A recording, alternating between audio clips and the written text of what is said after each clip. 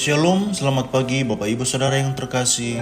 Puji Tuhan, pagi hari ini kita boleh berjumpa kembali di dalam perenungan firman Tuhan. Terlebih dahulu mari kita berdoa. Bapa di sorga, kami datang kepadamu di pagi hari ini, mengucap syukur untuk segala cinta kasih-Mu dalam kehidupan kami. Terima kasih juga ya Tuhan, sepanjang malam Tuhan telah menjaga dan memelihara kehidupan kami. Sebelum kami masuk di dalam seluruh rangkaian kegiatan di hari ini, kami rindu untuk membaca dan merenungkan kebenaran firman. Urapilah kami semua, sehingga melalui firman-Mu, kami boleh bertumbuh dan semakin dekat kepadamu. Di dalam nama Tuhan Yesus Kristus kami berdoa. Amin. Kita akan merenungkan satu bagian firman Tuhan hari ini di bawah tema Hidup dipimpin oleh Roh Allah. Roma 8 ayat 5-6 berbunyi demikian. Sebab mereka yang hidup menurut daging memikirkan hal-hal yang dari daging. Mereka yang hidup menurut roh memikirkan hal-hal yang dari roh. Karena keinginan daging adalah maut, tetapi keinginan roh adalah hidup dan damai sejahtera. Bapak, Ibu, dan Saudara, Tuhan Yesus pernah mengkritik tajam beberapa pemuka agama Yahudi karena tidak mempercayai Dia. Padahal Alkitab menyaksikan Dia. Yesus berkata, "Kamu adalah anak-anak pembunuh dan pendusta, karena bapamu iblis adalah pembunuh manusia dan pendusta." Yohanes pasal 8 ayat 44-47. Memang ngeri sekali dituding seperti itu.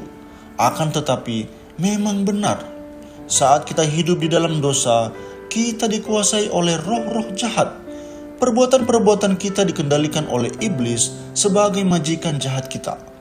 Hanya ketika kita dibebaskan oleh kuasa Roh Allah, kita tidak lagi dikendalikan oleh iblis, tetapi sekarang bisa disebut sebagai anak-anak Allah. Kita yang percaya kepada Tuhan Yesus disebut sebagai anak-anak Allah. Roh Kudus memerdekakan kita dari belenggu dosa dan kematian. Dapat kita perhatikan di dalam ayat 2 di dalam pembacaan hari ini. Roh Kudus memimpin hidup kita, ayat 14. Dia bekerja di dalam hati dan pikiran kita. Dialah yang memampukan kita tidak lagi hidup menurut keinginan daging, melainkan menurut keinginan roh yang menghasilkan damai sejahtera sejati, ayat yang ke-6. Roh Kuduslah yang menolong kita untuk yakin bahwa kita memang anak-anak Allah dan memberanikan diri kita untuk memanggil Allah sebagai Bapa. Sebagai anak-anak Allah, kita memiliki warisan surgawi yang disediakan untuk kita kelak di surga. Di dunia ini kita masih mencicipinya, sementara masih mengalami berbagai penderitaan demi Kristus.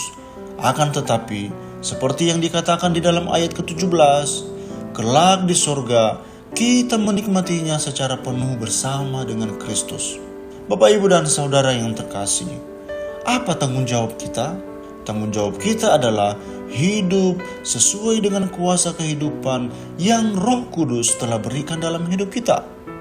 Kita sudah dimerdekakan dari dosa, maka hidup kita tidak boleh menyerah terhadap godaan dosa. Marilah kita terus-menerus menjaga kesucian hidup kita. Kita memiliki akses secara langsung kepada Allah Bapa, maka kita harus memelihara persekutuan yang intim dengan Dia. Bersekutulah dengan Allah lewat perenungan firman-Nya tiap-tiap hari. Kita telah memiliki kepastian keselamatan, maka apapun masalah yang kita hadapi dalam hidup ini, kita tidak boleh bimbang bahwa kitalah pewaris segala janji Allah. Oleh karena itu, mari dalam hidup ini kita terus menjalaninya sebagai anak-anak Allah. Mari kita berdoa. Kami mengucap syukur ya Tuhan untuk kebenaran firman-Mu di pagi hari ini. Biarlah di dalam menjalani hari-hari kami, hidup kami sungguh-sungguh dipimpin oleh Roh-Mu.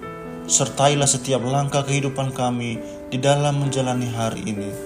Biarlah kami tetap kedapatan memuliakan nama Tuhan di dalam seluruh kegiatan yang kami lakukan. Terpujilah nama-Mu, di dalam nama Tuhan Yesus Kristus kami naikkan doa kami. Haleluya. Amin.